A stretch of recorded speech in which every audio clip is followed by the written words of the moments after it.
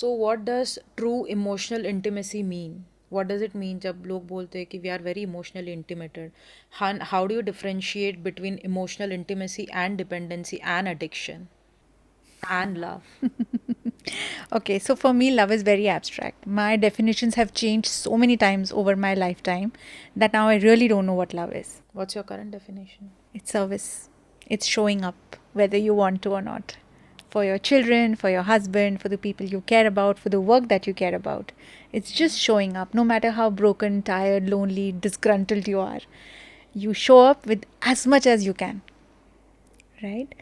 Um, but yeah, when you talk about dependency and emotional intimacy, yes, it's a very thin line.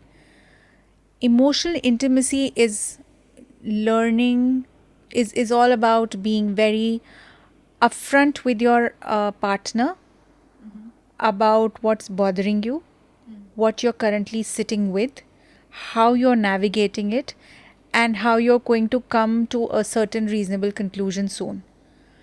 Uh, how do I explain it? Let me explain it through an example. I am right now working with a couple. The husband has got severe anger management issues and he is working on it. And in a one on one session, he tells me, I have to show up for my family no matter what. I'm doing it because I love them. I'm going to the gym because I love them. I want to take care of myself and my wife and my children. So intention wise, I think I'll give him 100 on 100. When he speaks to his wife, there is a layer of protection that erupts very gently. And it is very hard for him to tell the wife that the work is happening and it is happening for her because he loves her. So, emotional intimacy is that space where you don't need that cover, that protection, where you can be very raw and honest कि आता है गुस्सा, मैं drain कर देता हूँ तुम्हें, मैं जानता हूँ, मैं कोशिश कर रहा हूँ. And that is showcasing your unperfect, your unfinished product to your partner. Dependency is a whole different ballgame altogether. That comes from a space of lack. That clinginess, that abandonment, that aspect of abandonment comes into play.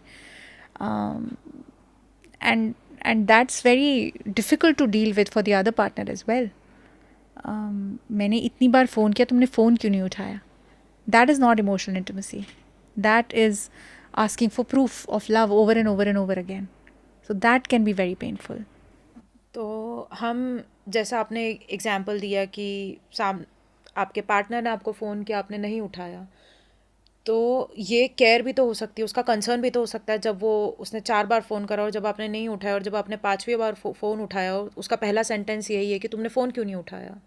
तो ये हम कैसे पता करेंगे कि ये toxic है या फिर ये उसकी केयर है, कंसर्न है? ठीक है, इसमें भी मैं एक एग्जांपल देना चाहूँगी. एक मदर ने मुझे कॉल किया था कि मैं अपने बच्चे को, she has a 16-year-old tin, तो 16 साल की है तो समझदार है, तो ज़्यादा डांटने की ज़रूरत नहीं पड़ती, लेकिन कभी कभी मैं डांट देती हूँ. अब मैं इसलिए डांट रही हूँ क्योंकि मैं उससे प्यार करती हूँ, या मैं इसलिए डांटती हूँ कि मुझे अपनी बात मनवानी है, ये मेरा ईगो है, आप ये बता सकते हो मुझे?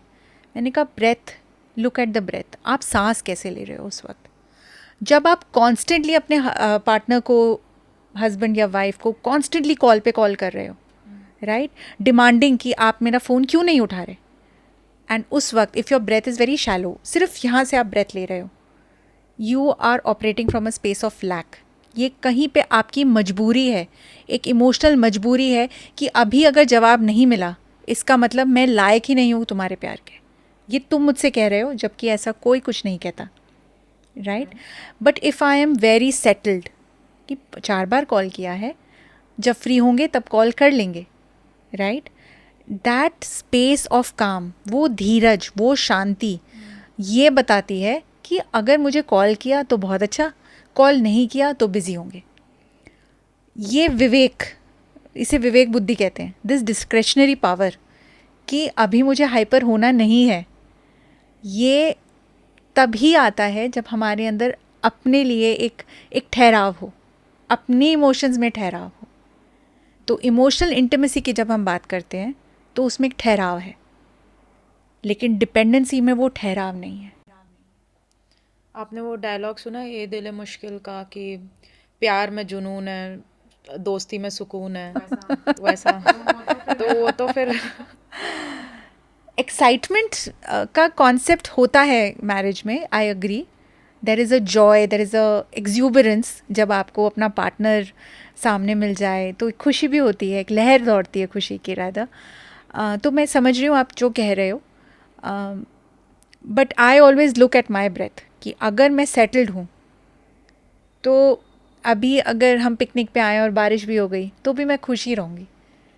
तो वो हमें बार बार अपने साथ चेक करना है कि मेरे अंदर क्या हो रहा है, बस।